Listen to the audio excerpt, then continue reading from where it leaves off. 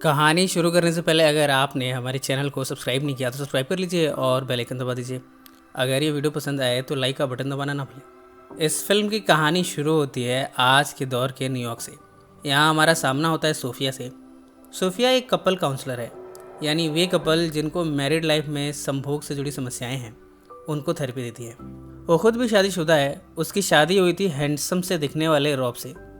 Rob देखने में तो खूबसूरत है पर बहुत डम है। उसकी लाइफ में कोई गोल नहीं है, बहुत मूर्खतापूर्ण बातें करता है और मूर्खता से भरे काम करता है। कुछ दिनों के बाद सोफिया के पास एक कपल आया है। ये जेमी और जेम्स है। जेमी पास्ट में फेमस चाइल्ड स्टार रह चुका है, जबकि जेम्स पास्ट में मेल प्रोस्टिट्यूट रह चुका है। पर बाद में दोनों मिले और इन्होंने अपनी रिलेशनशिप शुरू की। जेम्स ने जेमी से कहा, हमें अपनी रिलेशनशिप को ओपन रिलेशनशिप बनाना चाहिए, हमें और भी पार्टनर्स ढूंढने की फ्रीडम होनी चाहिए।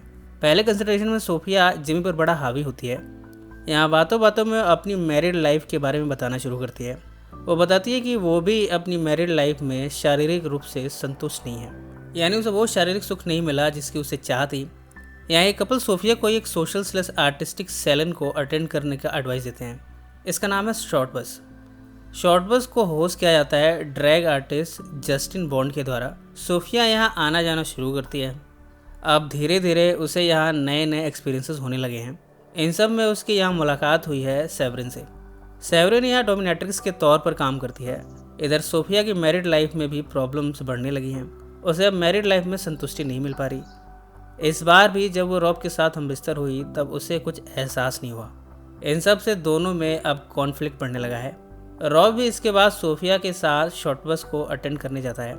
इधर जेम्स और जेमी एक यंग मॉडल से मिलते हैं। इसका नाम है सेथ। इसके बाद तीनों आपस में जिस्मानी संबंध बनाना शुरू करते हैं। इस कपल का एक स्टॉकर भी है। इस स्टॉकर का नाम है कैलब। कैलब दूसरी स्टेट में रहता है पर अक्सर इस कपल का पीछा करता रहता है। कैलब को लगता है कि सेथ की इन्वॉल्वमेंट अगर जेमी और जेम्स की रिलेशनशिप में बढ़ेगी तो ऐसे में जेमी और जेम्स अलग हो सकते हैं। तब कैलब कभी भी उस कपल के साथ अपनी रिलेशनशिप शुरू नहीं कर पाएगा। वो इस कपल को चाहे जैसे भी हो साथ में रखना चाहता है। वो सेथ को इन दोनों से दूर रखना चाहता है। इस क्रम में वो भी शॉर्ट बस को अटेंड करता है। यहाँ उसका सामना होता है सेथ से।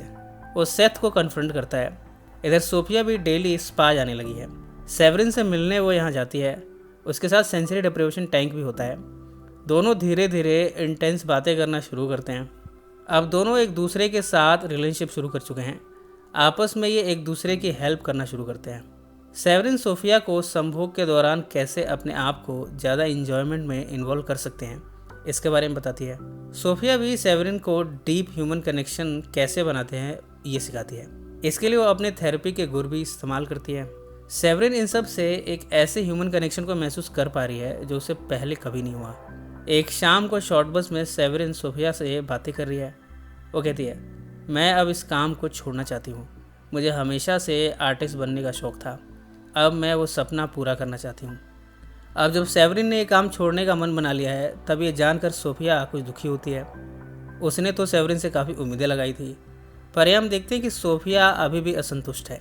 इधर जेम्स अपने और अपने रिलेशनशिप के बारे में फिल्म बनाता रहता है, पर यह फिल्म उसे एक गम से भरी कहानी लग रही है।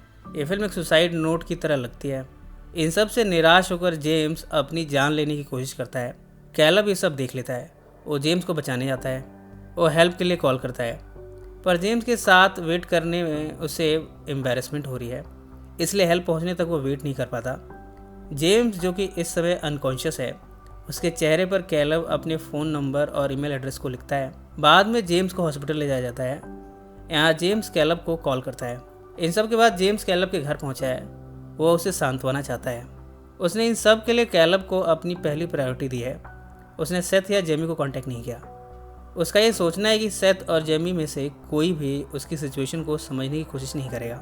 ये कहानी इन सभी कैरेक्टर्स की रिलेशनशिप और शारीरिक सुख से जुड़ी समस्याओं को चित्रित करती है।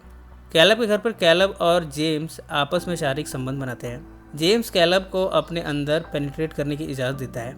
जेम्स ने इसके पहले किसी भी पार्टनर को अपने अंदर पेनिट्रेट करने की इजाज़त नहीं दी थी, पर कैलब के साथ उसे डीप कनेक्शन महसूस होता है, ऐसा जो उसे कभी महसूस नहीं हुआ। इसलिए उसने कैलब को ये सब करने दिया। इतने में जेबी कैलब के अपार्टमेंट के विंडो के थ्रू जेम्स को देख लेता है।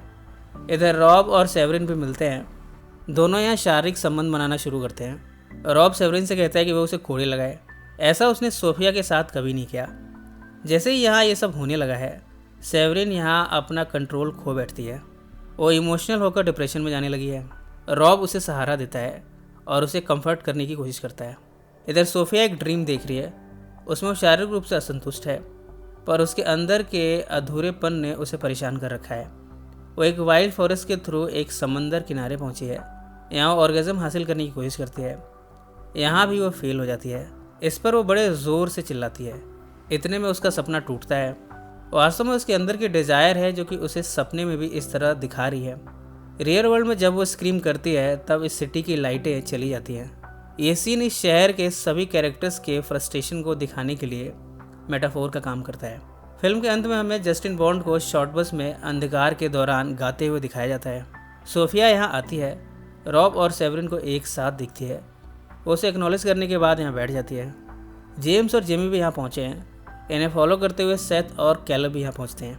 जस्टिन का सॉन्ग उदासी से शुरू होता है, पर जैसे जैसे ये गाना आगे बढ़ता है ये एनर्जेटिक होता जाता है। इस गाने में एक पॉजिटिव थैंक्स दिया गया है हंगरी मार्च बैंड को। ये बैंड यहाँ पर आता है। जेमी और जेम्स फ्लोर पर मेकआउट करते हैं। रॉब की भी यहाँ नई दोस्ती हो गई है। सेवरिन भी एंग्जाइटी से बाहर निकलते हुए खुशनुमा पलों को महसूस कर रही है। इस बैंड के अराइवल ने उसमें नई खुशी की लहर पैदा की है। इधर सोफिया एक कपल के साथ शारीरिक संबंध बना रही है। इस कपल को अपने थेरेपी के तहत पहले कई बार मिल चुकी है। इस कपल के साथ फाइनली सोफिया को संतुष्टि मिली है। इसके बाद अंधकार जो कि पूरे न्यूयॉर्क पर छाया हुआ था वो ख़त्म हो जाता है। अब जब अंधकार खत्म हो गया है ये फिल्म भी समाप्त हो जाती है। सो फ्रेंड्स, फिर मिलेंगे ज़िंदगी के किसी नए मोड़ पर।